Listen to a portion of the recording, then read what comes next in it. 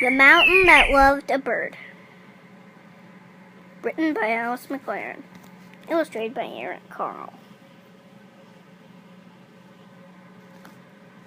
There was once a mountain made of bare stone.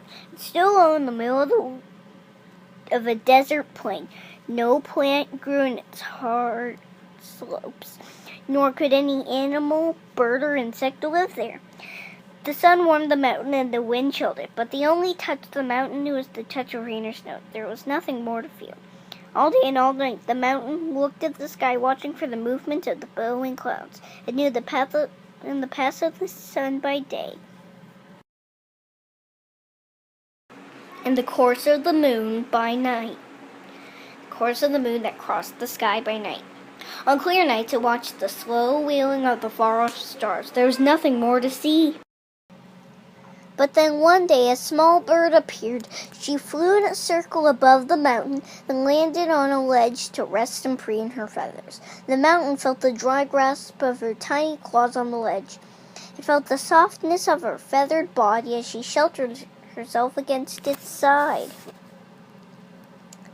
The mountain was amazed, for nothing like this had ever come to it from the sky before. "Who are you?" the mountain asked. What is your name?" "I am a bird," replied the bird. "My name is Joy, and I have come from distant lands where everything is green. Every spring I fly high into the air, looking for the best place to build my nest and raise my children. As soon as I have rested, I must continue my search." "I've never seen anything like you before," said the mountain. "Must you go on? Couldn't you just stay here?" Joy thought for a while. "I fly long distances," she said, "and I have rested on many mountains. No other mountain has ever cared whether I came or went, or I should like to return to you. But I could only do so in the spring before I build my nest. And because you're so far from food and water, I could only stay a few hours. I have never seen anything like you before," repeated the mountain. "Even if it were only for a few hours, it'd make me happy to see you again. There's one more thing you should know," said Joy. "Mountains last forever, but birds do not.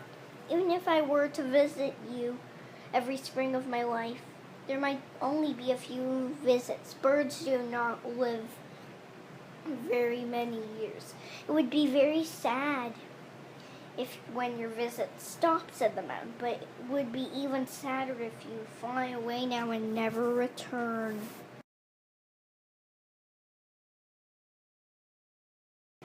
Joy sat very still, nestled against the side of the mountain.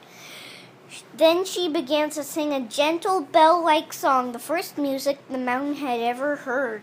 When she had finished her song, she said, "Because no mountain has ever cared whether I came or went, I will make you a promise. Every spring of my life I will return to greet you, fly above you, and sing to you. And since my life will not last forever, I'll give to one of my daughters my own name, Joy, and tell her how to find you.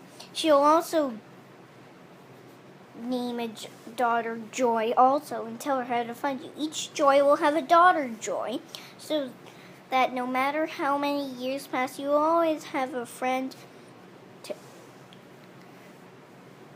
greet you and fly above you and sing to you." The mountain was both happy and sad. "I still wish you could stay," it said, "but I'm glad you will return." "Now I must go," said Joy, "for it is a long way for the lands that have food and water for me. Goodbye until next year."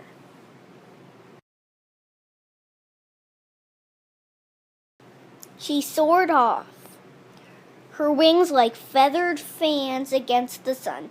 The mountain watched her until she disappeared into the distance.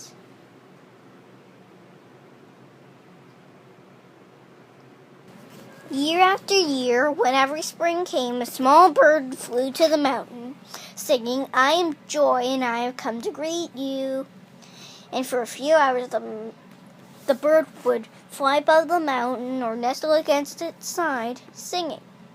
At the end of each visit, the mountain always asks, "Isn't there somewhere you can stay?" And Joey always answers, "No, but I'll return next